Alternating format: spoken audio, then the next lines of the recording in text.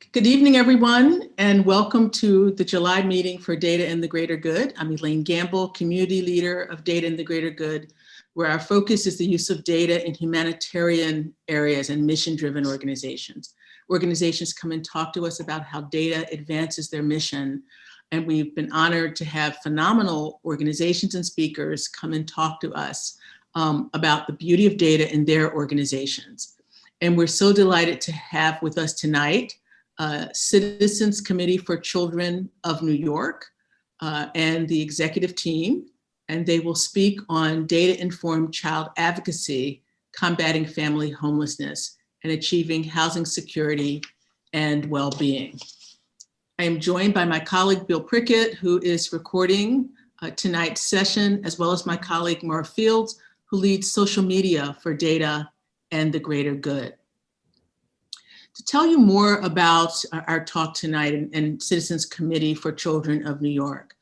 Citizens Committee for Children of New York is a nonprofit child advocacy organization based in New York City that works to advance policy and budgetary priorities that help to ensure every child is healthy, housed, educated, and safe. Our speakers tonight will provide an overview of what we know about the data related to the pandemic and its impacts on children and families. The COVID-19 pandemic has heightened concerns around child and family well-being across New York City, a disproportionate impact on low-income communities. Action is needed at every level of government to ensure that investments are made in services that support and respond to the heightened needs of homeless students and families and the disruption caused by COVID. Many families were already struggling before COVID, and that COVID took their struggling to another level. Policies must be prioritized to keep children, youth, and family in stable housing and conditions. We have two speakers tonight that are subject matter experts on this area, the leadership team from Citizens Committee for Children of New York. First, Jennifer March, PhD, is the executive director of Citizens Committee for Children of New York. Under her leadership, Citizens Committee for Children of New York creates coalitions and advances policy, budget, and legislative solutions that result in historic victories, including achieving housing parity across New York City's early education workforce, creating universal pre-K for New York City 4-year-olds and universal after school for middle school students, raising the age of criminal responsibility in New York State, enacting legislation to set aside affordable housing, among numerous other achievements. She's a thought leader in this area and will be sharing her expertise tonight on data in this area and how Citizens Committee for Children of New York advocates in these areas. She holds a bachelor's degree from Lemoyne College and a master's and PhD from Fordham University. Joining Jennifer is Bijan Kimiagar, Associate Executive Director for Research at Citizens Committee for Children of New York. He leads the research team at the organization who develops data-driven reports, conducts community-based assessments, and maintains an online database on the well-being of New York City's children and families. These valuable resources provide our elected officials, service providers, and New Yorkers at large with information to shape state and local policy. He has a very distinguished career in this area, having worked not only with Citizens Committee for Children of New York, but internationally as well. He holds a doctorate in environmental psychology from the Graduate Center of the City of New York and a bachelor's degree in psychology from University of California, Los Angeles. So on that note, I will turn it over to our speakers, Jennifer and Bijan from Citizens Committee for Children of New York. Welcome to Data in the Greater Good. It's so wonderful to have you. Thanks, Elaine. It's a pleasure to be here tonight. So I'm Jennifer March. I'm going to speak for a few minutes and then I'll turn it over to Bijan, who will walk through some data slides, and then he'll turn it back to me at the end to talk about some advocacy in this area. So as Elaine mentioned, we're a child advocacy organization based here in New York City. We're entirely privately funded. And our mission is to ensure that every child is healthy, housed, educated, and safe. Next slide, Bijan. I would just say before turning it to Bijan, there are three central pillars of our work: civic engagement, which is involved in advocacy training classes, leadership development, media placement on issues related to children and families. The second pillar is research. So Bijan is going to walk you through a lot of data resources. We basically believe in fact-based advocacy. And the third pillar of our work is advocacy, where we work across statewide and citywide groups, both parents, youth, community organizers, and direct service professionals, to come together to try to inform how decisions are made at the state and local level, and sometimes the federal level. So those three pillars, civic engagement, research, and advocacy, really are intersecting, reinforcing areas of work that ensure that we can both elevate what is happening on the ground with children and families and advance solutions to improve child and family well-being. So I will turn it over to Bijan to walk you through our data resources. Thanks, Jen, and thanks everyone for having us tonight. I'm going to be going over some of the data resources, some of our reports, and then diving deeper into facts on family homelessness and housing security in New York City. CCC produces multiple research publications and data resources that underpin our advocacy, as Jen said. And the data we analyze come from dozens of data sources, including the US Census Bureau, and in particular, the American Community Survey, as well as administrative data sources from local and state government. We use all of this information to create one of the largest municipal databases in the country on child and family well-being. We call it Keeping Track Online, which takes its name from our Keeping Track of New York City's Children data book. You can visit the online database at data.cccnewyork.org. This database consolidates all the data that I mentioned earlier into one place to tell a story about the opportunities and challenges that children and their families in New York City face.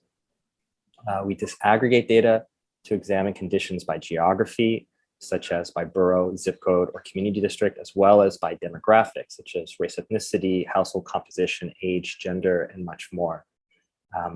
We also speak with New York City families and conduct participatory and community-based research to elevate solutions to the systemic inequities that children and families in New York City face, and also identify community-based assets and map these to tell a strength-based picture as well. One of the resources that we use to tell the story is the Child and Family Wellbeing in New York City Wellbeing Index. We recently released a new version of this, and we use data from some of the sources that I mentioned earlier, like the American Community Survey, and also pair it with information that was collected over the last year as part of the Household Pulse Survey, which monitored conditions that families in the New York metro area were facing during the COVID-19 pandemic. Our analysis tries to put together a composite picture of the barriers that families face to their well-being. And we use 18 indicators to do this across 6 domains. I'll be focusing in on some of the data in the housing domain, but in addition to housing challenges, we look at economic security, health, education, data specifically on youth, and data that tell more about the conditions in families and in communities.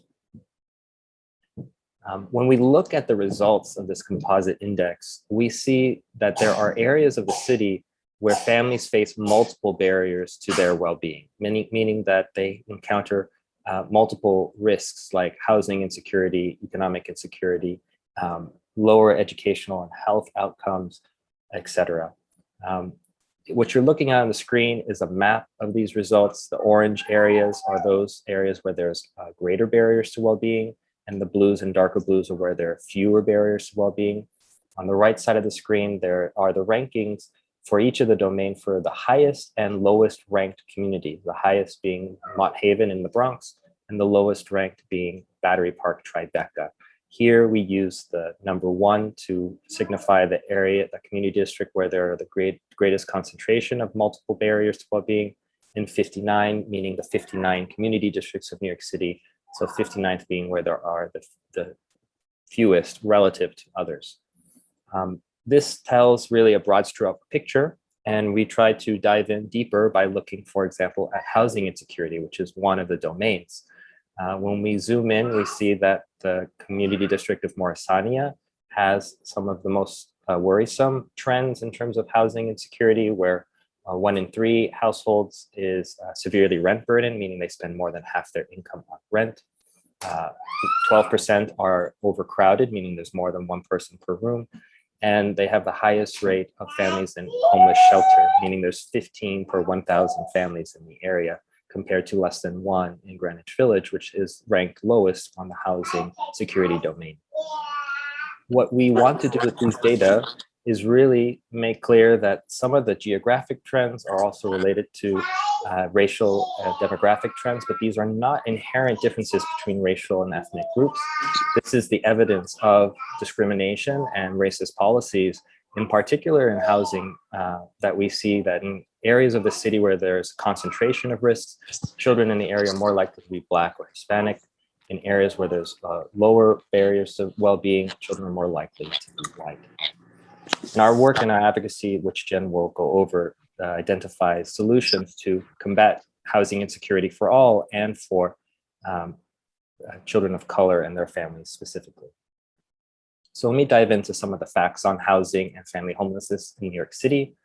We can't talk about this without talking about how the incomes have not kept pace with the increases in rent.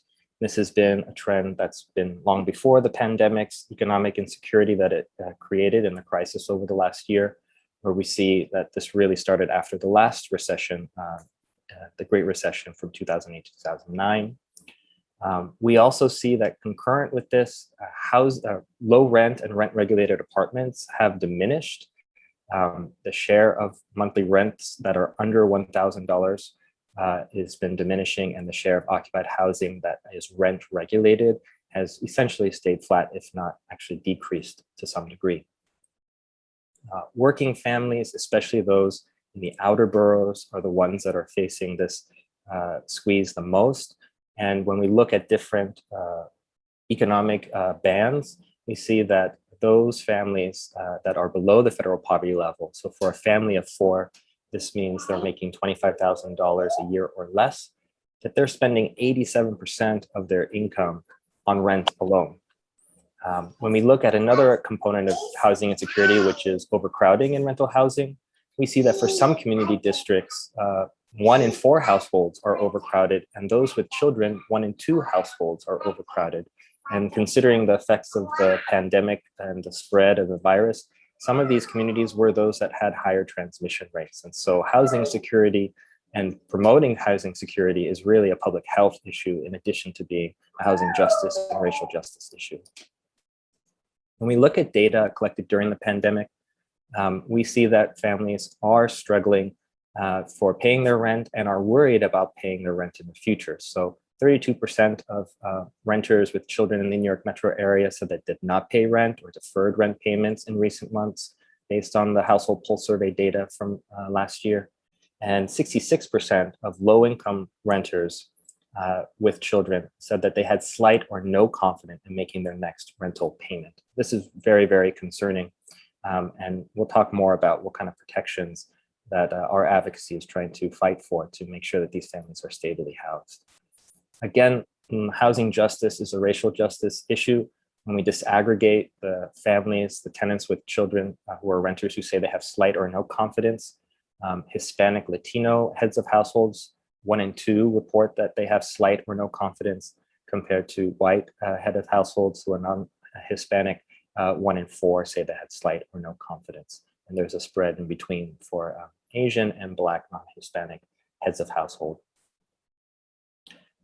Turning to the topic of how homelessness intersects with education and schooling, other data that we get from New York State identifies that 1 in 10 public school students in New York City is temporarily housed. And this is actually a wide definition of housing insecurity. It includes children who are living in doubled up conditions, meaning there's more than one family in a housing unit. Sheltered conditions, meaning that they're in potentially a Department of Homeless Services shelter operated by the city. Unsheltered, meaning that they may be living in a vehicle or outside, and a hotel, motel, which makes up a small share of this, meaning living in a paid for room. The greatest increase, where there's been the greatest housing security, is really in the doubled up conditions, where in the 2009-2010 school year, 30% of students were reported being living in doubled up conditions, whereas in the 1920 school year, 2 in 3 students were saying that they were living in doubled up conditions. So housing insecurity, in addition to thinking about families that are in shelter, and we'll get to that next, really is also including these families that are multiple families in one housing unit. As I mentioned, families with children in shelter is an important topic that we keep an eye on in the data. Thankfully, over the last couple of years, the number of families in shelter, the number of families with children in shelter has been declining. We are concerned that most recently, the decline has been related to fears that families have not seeking shelter during the pandemic for reasons of their safety. But they are the largest share of the population. And when we look specifically within families with children, we see that most of those individuals are young children between the ages of 0 and 13. And among the heads of those families, 95% are Black or Hispanic. Single mothers are also 2 out of 3 of those heads of households. So this really is, again, a racial justice issue and a gender justice issue. Looking at some of the trends over time for families with children in shelter, we see that the number of families with children in shelter has increased in previous years and is on the decline, as I mentioned, but the average length of stay for these families has actually increased over the last decade, which is worrisome. The cost per day for shelter facilities for families with children has also increased. This is in part due to a higher reliance in recent years for housing families in hotel conditions, which we'll speak about later in terms of being harmful to child and family well-being, and what are the different strategies that we need to have to ensure that families are stably housed in the long term. While families are in shelter, our advocacy and the data that we look at really tries to shine a light on what are the things that we need to be doing to support families when they're in shelter, making sure that they're accessing educational programming for their children, and that parents are continuing their work or being able to find work if they're out of work, though we know that many families in shelter are working. Increasing access to broadband in shelter has been a key component of our advocacy. And on this slide are a few data points that talk about the lack of broadband internet in shelters. I'll use this last slide before pivoting to our policy and advocacy work that Jen will speak about, to talk about some of the advocacy that's really trying to protect families as they exit the shelter system. We know from the Mayor's Management Report that re-entry into the Department of Homeless Services shelter system is around 6% for families with children overall. But when you disaggregate that information by families that receive a subsidy versus those that do not, only 1% of families that receive a subsidy are back into the shelter system within 12 months, compared to 20% of families with children who are returning to the shelter system if they do not have, or returning to the shelter system within 12 months if they do not receive a housing subsidy upon leaving. So this is a critical component to transitioning families to permanent housing, and Jen will speak about more of those next. I'm speaking to a mute microphone. Sorry. I'm going to speak a little bit about our advocacy and ways in which we attempt to influence state and local government decision-making. So we actually are a tiny organization of only 17 staff, of which Bijan runs a unit on research, and we have another associate executive director that runs a unit on advocacy. So a lot of our advocacy work is done in coalition. We actually bring the resources of the research and content and policy expertise, as well as budget and legislative analysis, to larger scale citywide and statewide campaigns that bring direct service professionals, parents and youth, community organizers together and supplement all those people with shared interests in moving a particular policy issue forward We supplement that with both lobbying support and public relations support to try to create an enormous amount of visibility and well-coordinated government relations. So in addition to the coalition, the Family Homelessness Coalition that I'll talk about in just a minute, we actually have the Campaign for Children, which is a decade-long campaign focused on childcare and after school. We have the New York State Child Welfare Coalition that's focused on making sure that laws and programmatic resources keep families intact and out of the child welfare system. We have the Campaign for Healthy Minds, Healthy Kids that's focused on behavioral health parity and making sure that the behavioral health system is linguistically and culturally appropriate and that children and families can receive place-based behavioral health care where they naturally find services. And then last but not least, we also spearheaded the Raise the Age New York campaign, which was focused initially on raising the age of criminal responsibility, but has moved on to focus on other juvenile justice type reform to ensure that we promote young persons' engagement in education, college and career pathways, and prevent their connection with the court system or criminal justice system. So the Family Homelessness Coalition is comprised of service providers, housing developers, child and family organizations, direct service organizations, and advocacy organizations. And it's really focused on making certain that all levels of government dedicate resources that could address and combat family homelessness holistically. It's focused on three central pillars: preventing entrance into shelter and addressing housing insecurity at the front end. The second pillar is improving the well-being of children and families who do come into shelter, making sure this living in shelter isn't prolonged, and that while children and families are in shelter, their wide range of needs, health, behavioral health, education, employment needs are met. And then the third pillar is really supporting policies that would ensure that these families exit shelter expeditiously and achieve access to permanent housing with support so that they can actually remain stably housed. So there have been a handful of legislative successes to date, of which I can give some details on. In the area of legislation, in 2019, the coalition played a very strong role in helping local legislation be passed that requires all publicly funded affordable housing projects to set aside 15% of the units of housing that are developed to address the needs of the formerly homeless or families at risk of homelessness. This provision went into effect last summer, and it's designed to and expected to increase the number of affordable units by 1,000 per year. In 2021, just recently, we were involved in passage of city legislation that increases the value of city rent subsidies to the federal Section 8 level to better cover the costs of rent in New York City.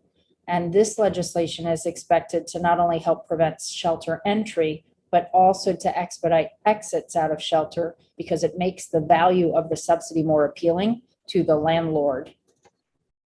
On the policy side, in 2008, we helped inform the conversion of nearly 500 scatter site housing units to affordable housing with services that basically created an enriched housing model for more than 1,000 people. And then also in the policy area during the height of the pandemic, when, places of work were closed and schools were not offering in-person learning, the coalition elevated the educational needs of children living in shelter to make sure that children and youth in shelter could be prioritized for any in-person programming that was established at regional enrichment centers, which were essentially safe places for the children of essential workers, and in this case, the children who were living in shelter to go during the day while their parents were at work so that they would have adult supervision and could connect to remote learning. In the budget area, there are a couple of really great victories that are recent as well. We have spent multiple years advocating to pilot upstream prevention, meaning investing in things like case management, connections to cash assistance, employment, and other supports to make sure that female-headed households have access to a wide range of supports that could help them remain stably housed. In 2019, we also successfully advocated to better address the social emotional needs of children living in shelter by succeeding in expanding the number of social workers in schools with students living in shelter or having high rates of children in temporary housing, adding 100 social workers to the public school system.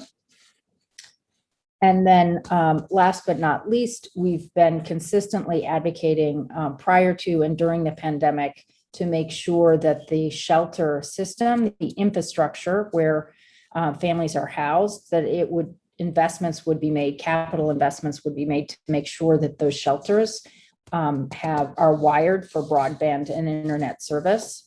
So we helped bring 14 million to last year's budget and 3 million to the budget that was just adopted this spring to make sure that shelter providers could ensure that their families would be connected remotely to a whole host of supports and in particular education resources. The other thing that we do in our work, so Bijan talked a lot about how we use data to illustrate a problem and raise the visibility of the issue. So the coalition has a PR firm on retainer, and throughout the year, we are really trying to create a drumbeat of information and articles on family homelessness to make sure that the public is both engaged, but that you can use the media to create the political will necessary to make the right investments in the systems that support children and families.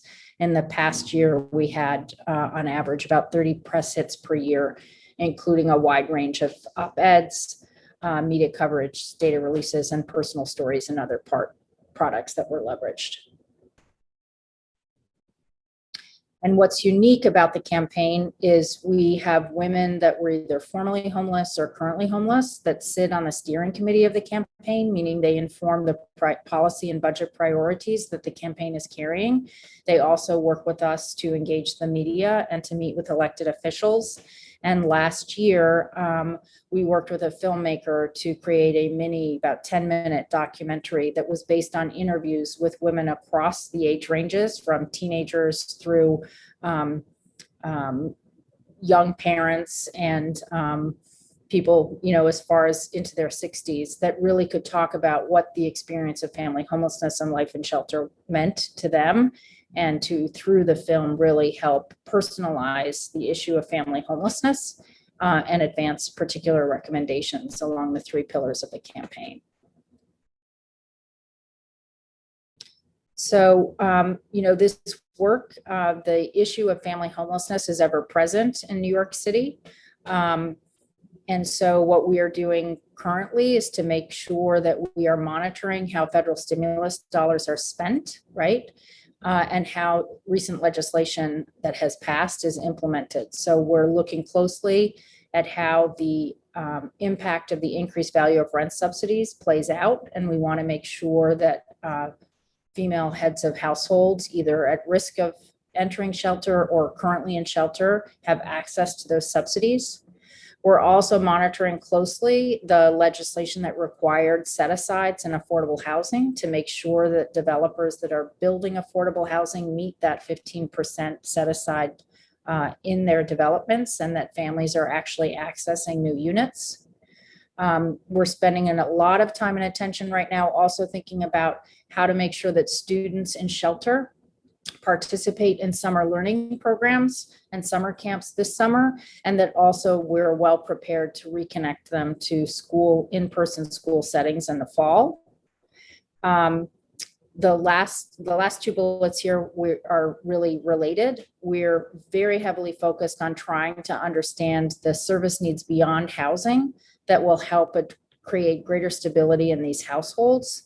And not only prevent shelter, but once they're placed in permanent housing, ensure that that housing is permanent. So Bijan and his team are actually beginning to explore some qualitative work with women who were formerly homeless or currently homeless to better understand what is it that they need access to that they think would reduce stressors in their household and offer an opportunity to, in addition to securing affordable housing, provide greater stability in those households. So if you want to learn more about Citizens Committee for Children, our website is cccnewyork.org.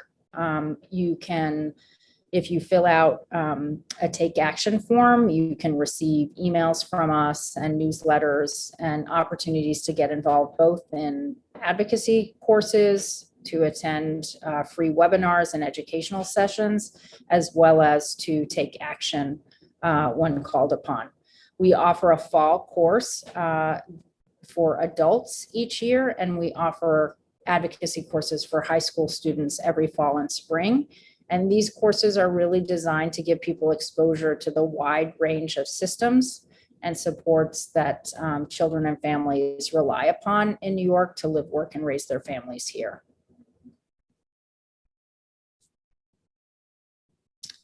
So that is our last slide. And so I will open it up for questions.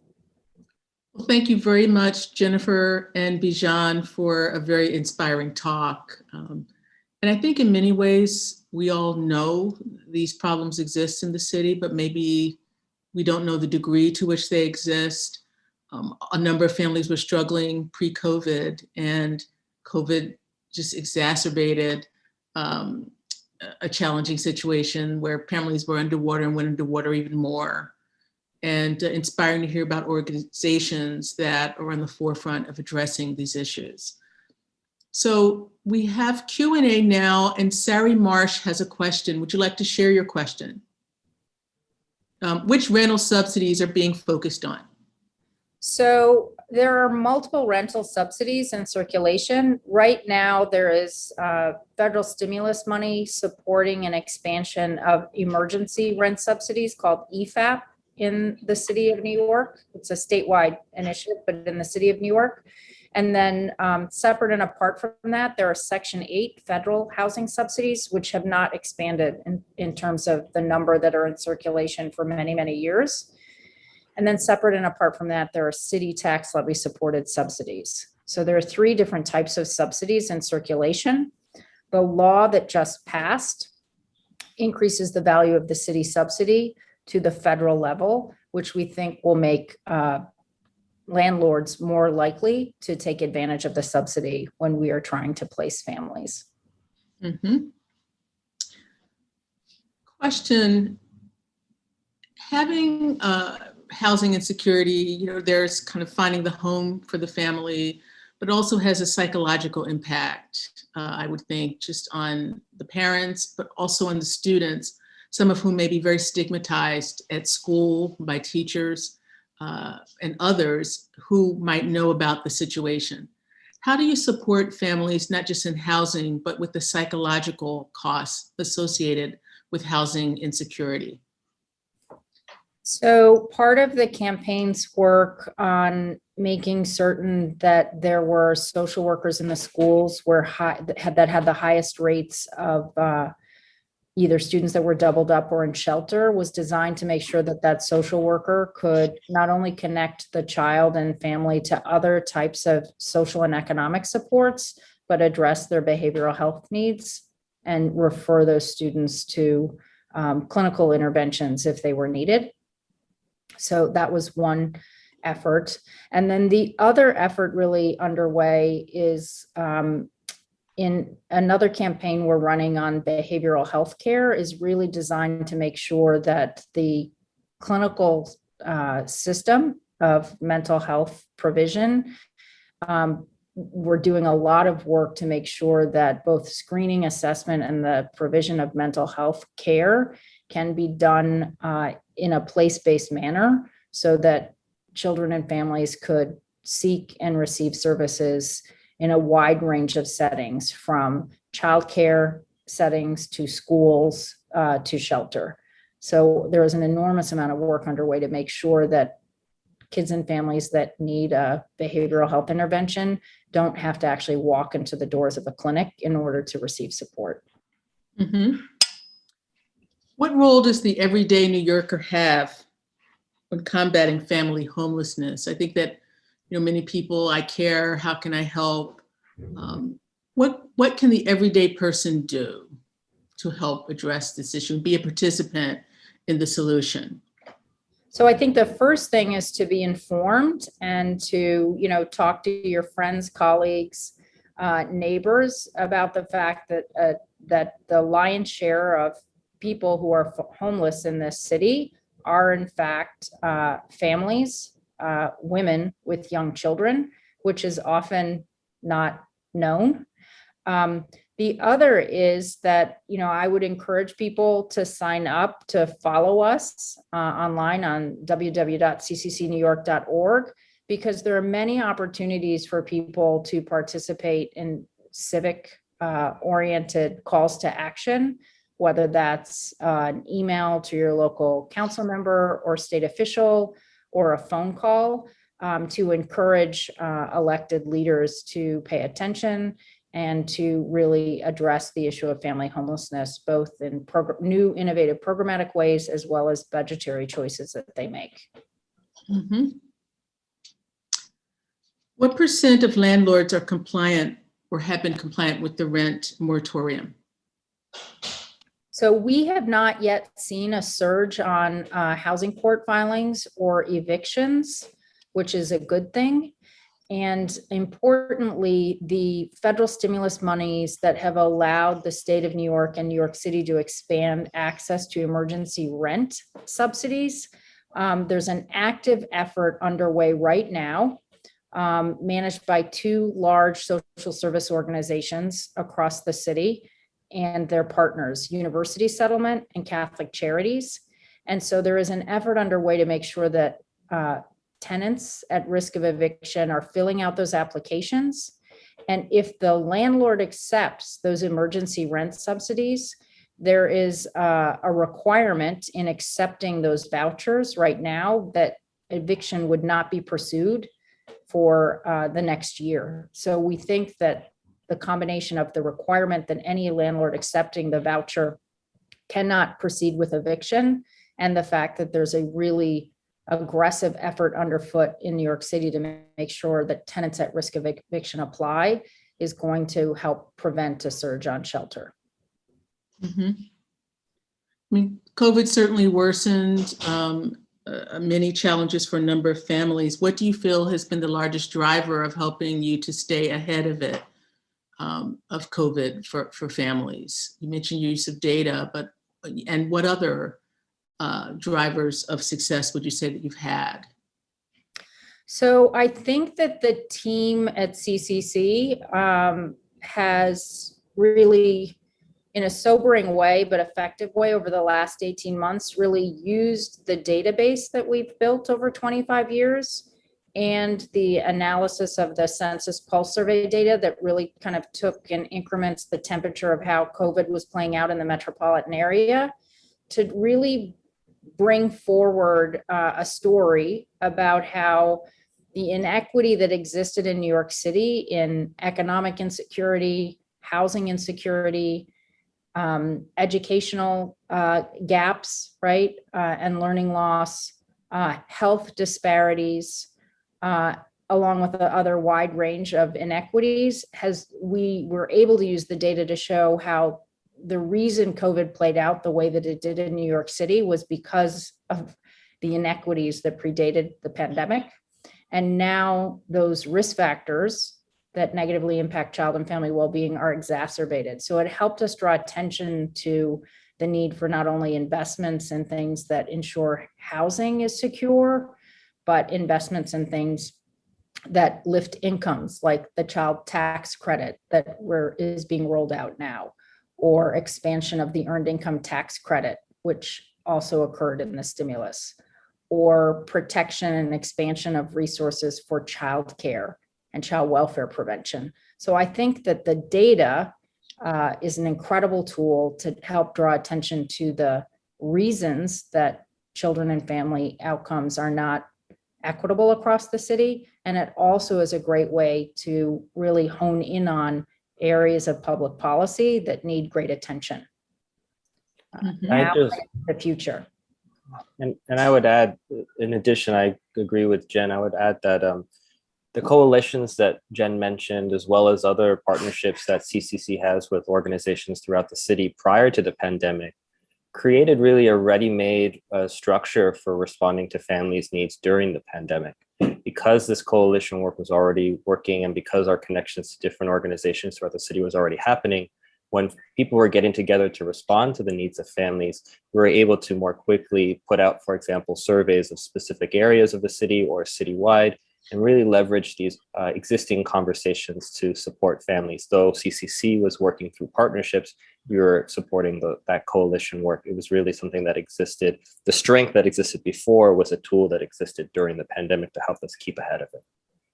Mm-hmm.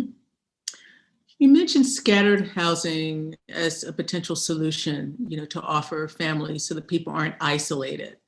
How effective do you think that has actually been? We see examples of people, the outcries, not in my neighborhood. We've seen some really troubling examples of that recently. So I want to be clear, we're not supporters of scattered sites housing. What we are supporters of is permanent housing with services. So what was important about that victory was that they converted a building that had lots of random units of housing for homeless families to a building that actually had embedded in the units services to support the stability of families housed there. So it's distinctly different. There is a lot of, NIMBYism that goes on in the family homelessness space, right? Where there are a lot of families or a lot of communities concerned about shelters, about the development of affordable housing. And I think what we try to do with our data is really confront those biases and remind people that the vast majority of people that are homeless are women with young children. The vast majority of women in shelter are working people, right? That really just want to live, work, and raise their family here like everybody else.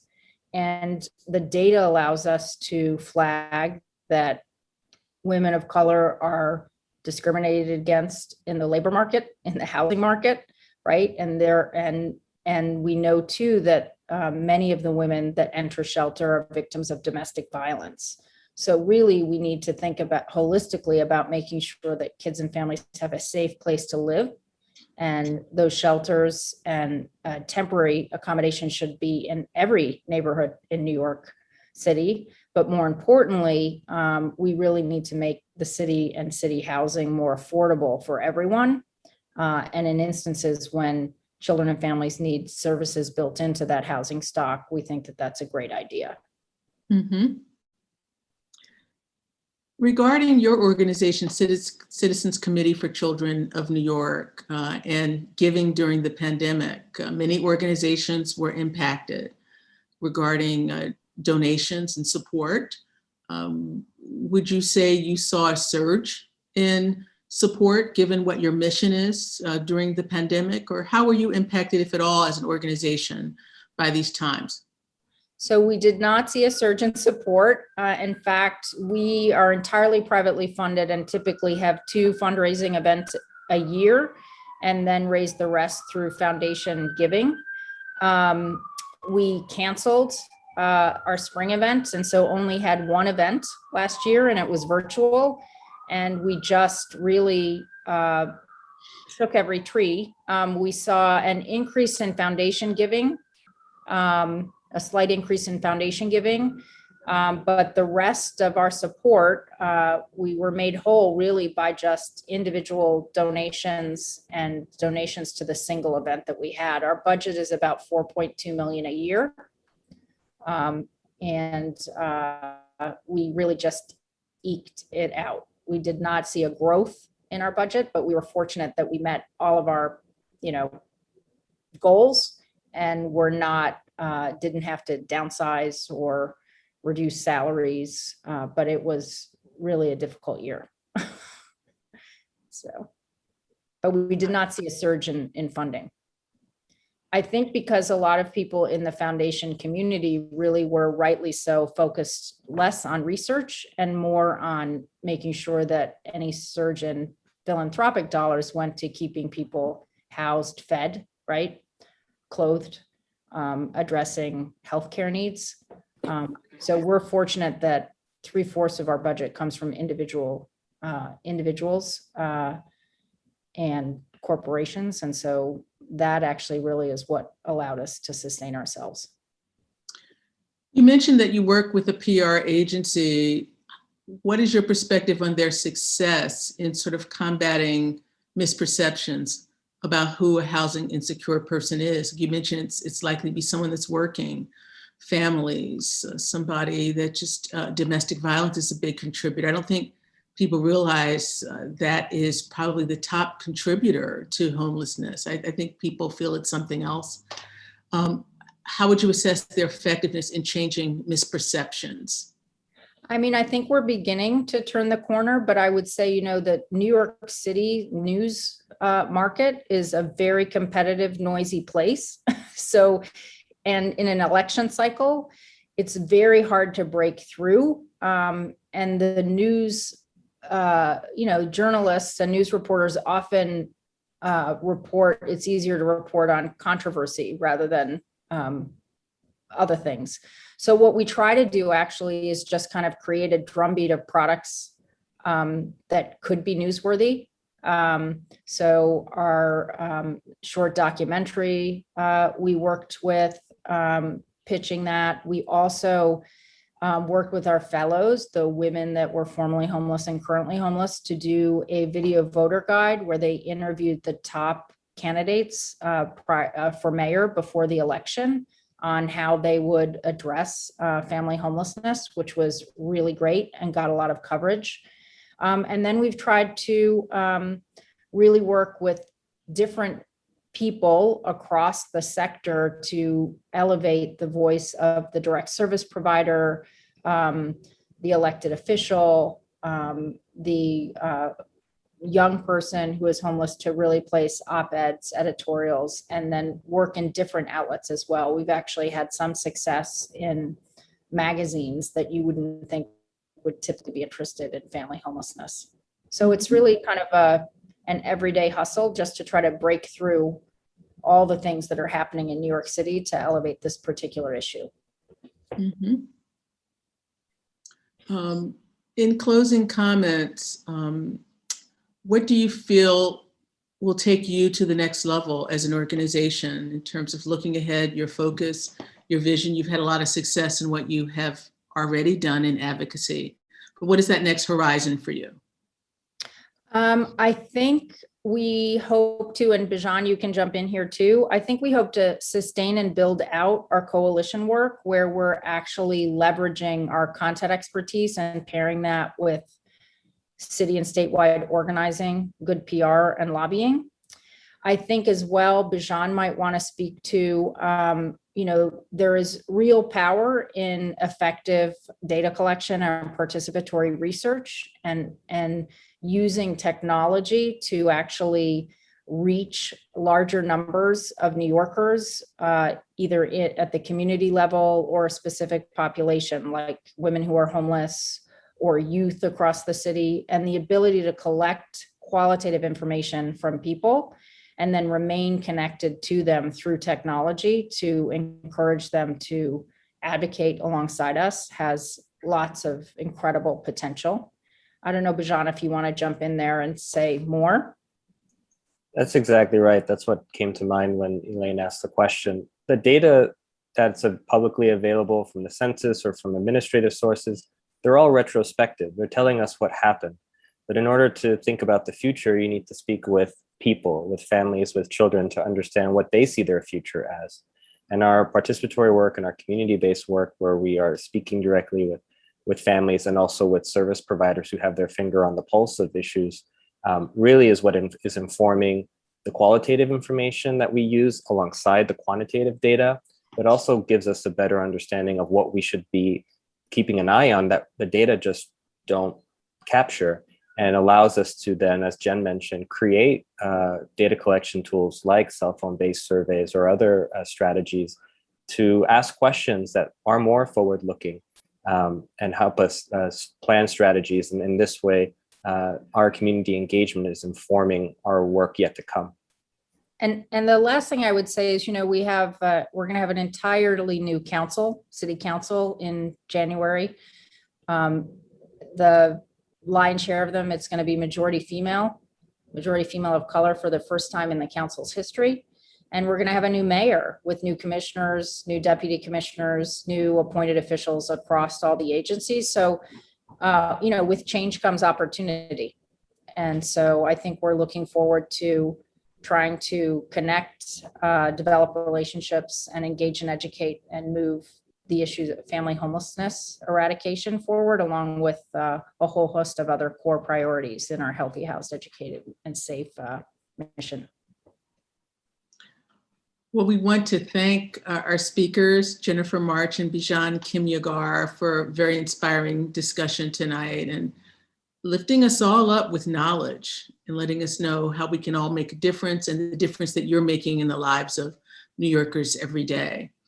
So thank you, and thank you to all that joined us tonight. I will follow up with a link to the recording for you to see the talk again, as well as to our other members of our community. And I will also be in touch with you about our next gathering. Thank you again, Jennifer and Bijan. Elaine, I just wanted to hop in. One last closing note. In the chat, I put Data in the Greater Good has a LinkedIn group. So I put that in the chat. We invite you to join. We will have the posting for the recordings and then also other news from past speakers and upcoming events. So we invite you to check us out there as well. Great. Thanks so much, Maura. Good night, everyone. Thank you for joining us. Thank you, everyone.